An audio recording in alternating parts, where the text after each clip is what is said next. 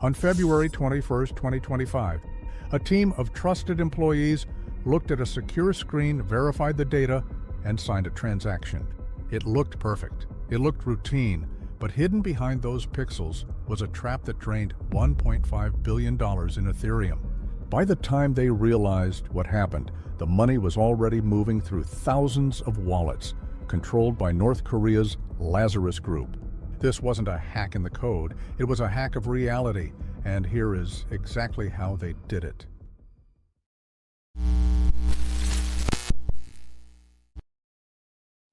Bybit isn't some small exchange with a few thousand users. It's one of the biggest crypto trading platforms in the world, built for speed. Perpetual futures, spot markets, high-volume traders, the whole machine. To keep customer funds safe, exchanges split money into layers. Hot wallets for day-to-day operations, warm wallets for limited access, and cold wallets, mostly offline, heavily protected, meant to be the last line. Bybit's Ethereum cold wallet wasn't protected by one password. It was protected by a multi-signature system. Multiple authorized people must approve a transaction before it goes through. So if you're thinking, okay, then someone's key got stolen, that's the trap. Because this heist wasn't about stealing keys. It was about making trusted people sign the wrong thing while believing they were signing the right thing. And to understand how that's possible, you need to meet the group the FBI calls TraderTraitor. Lazarus is not a typical cybercrime crew. It's a name used for North Korean state-linked operators, a toolbox of teams tied to ransomware, bank theft, and some of the biggest crypto hacks ever. But why crypto? Because it moves fast, crosses borders, and if you do it right, can be laundered without walking into a single bank. Security researchers describe TraderTraitor as a campaign that likes deception, fake job offers, poisoned software, developer lures, anything that gets malicious code inside a trusted environment. And in February 2025, the FBI put it in writing. North Korea was responsible for the theft from Bybit, and the actors were already converting and dispersing assets across thousands of blockchain addresses. So what did they attack at Bybit? Not the vault, the screen.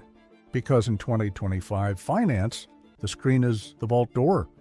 Bybit used Safe Wallet, a widely used multi-signature wallet interface. Think of Safe as the control panel where signers review a transaction before approving it. And here's the uncomfortable truth.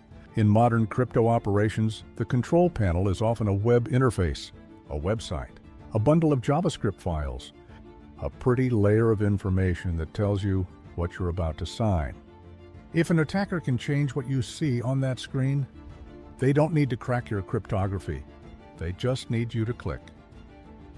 Investigators later described something chilling. Days before the theft, malicious code was injected into web resources serving Safe's interface. It wasn't noisy, it wasn't random, it was surgical. The code included an activation condition, like a sniper scope, set to trigger only when a very specific wallet showed up, Bybit's Ethereum cold wallet. Everyone else would see a normal interface. Auditors, random users, even other big companies, normal. But Bybit's signers? They would see a version of reality, edited by the attacker. And if that sounds like science fiction, remember, this wasn't a bug in Ethereum. It was closer to swapping the labels on a wire transfer form right before the CFO signs it. February 21st, 2025. Bybit initiates what's supposed to be a routine internal transfer, moving funds from the Ethereum cold wallet toward a warmer wallet for operations. Safe requires multiple approvals. In Bybit's case, investigators noted at least 3 signers. So picture the ritual: review, verify, approve. In the signer's seat, this is another day at the office. Check the destination address, check the value, confirm the transaction data, and this is where the trick happens. According to technical investigations, the attackers compromised the transaction approval process by altering what signers saw on the Safe interface. The screen displayed clean, expected details. But under the hood, the transaction wasn't a simple transfer.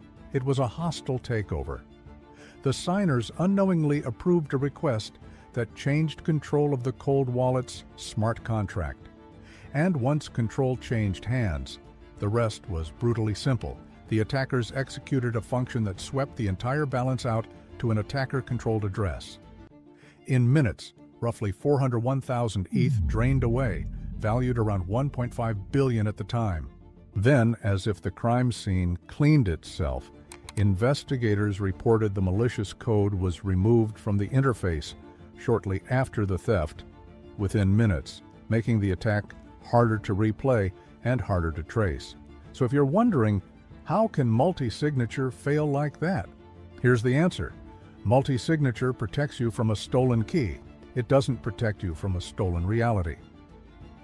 This attack is sometimes described as UI manipulation, but that sounds like a small trick. It's bigger than that. It's the core weakness of a lot of crypto security. Signing is often blind. When a signer approves, they're not reading English sentences. They're authorizing code, data structures, call payloads, hashes. So the system depends on a translation layer, the wallet interface that interprets what the code means. If that translation layer lies, the signer becomes an accomplice to their own robbery. It's like a bank teller looking at a perfect-looking withdrawal slip, not realizing the paper was printed by the thief. And the genius of the Bybit heist is that it exploited the strongest part of security, human oversight, and flipped it. No alarms, no brute force, just legitimate approvals for a malicious action. And here's the cliffhanger. If you can do this once, you can do it again, anywhere the interface is trusted more than the raw data. Stealing is only half the job. Keeping the money is the hard part. Blockchain is transparent. Everyone can watch the funds move in real time, so the laundering starts immediately. The FBI warned the actors were converting some of the stolen assets into Bitcoin and other virtual assets, dispersing them across thousands of addresses on multiple blockchains. Classic layering. Analysts tracked the funds splitting, hopping, swapping, using decentralized exchanges, bridges, and services designed to break the trail into 1,000 puzzle pieces. And that's why this wasn't just a theft. It was a logistics operation, a digital smuggling route built on code. In sheer dollar value, this heist beat the infamous 2003 Central Bank of Iraq cash theft, often cited as the biggest bank robbery ever, around $1 billion reportedly taken on Saddam Hussein's orders. But crypto made it weirder. No trucks, no guns, no vault door, just signatures and a screen. The fallout was immediate. A major exchange had lost an amount that could move markets. Users rushed to withdraw. Bybit's CEO publicly said the exchange could cover losses and even discussed obtaining a bridge loan from partners if needed. And then came something you don't usually see after a robbery: a crowdsourced manhunt. Bybit launched a recovery bounty program promising up to 10% of recovered funds, potentially as much as $140 million, to anyone who could help trace and freeze the stolen assets. Because in crypto, the chase is public, the addresses are public, and every minute counts. Within days, policy analysts were already calling it more than a crime story. If a state-backed group can pull off a theft this large, crypto exchanges stop being just tech companies and start looking like critical financial infrastructure and a national security target.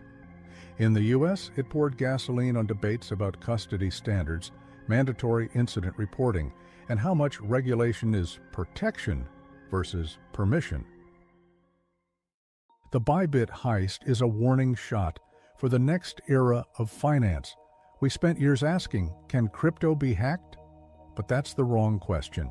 The chain didn't fail. The math didn't fail. The interface between humans and the chain failed. And that's why this story matters even if you don't own a single coin, because the future of money is increasingly software. And in software, the biggest vulnerabilities aren't always in the code you can audit. They're in the parts you assume are telling you the truth. So the next time you hear multi-sig, cold wallet, Institutional-grade security? Remember Bybit. A $1.5 billion heist didn't happen because someone guessed a password. It happened because a trusted team looked at a trusted screen and signed away the vault. If you like videos like this, subscribe to the channel. It genuinely motivates me to keep making stories like this every week.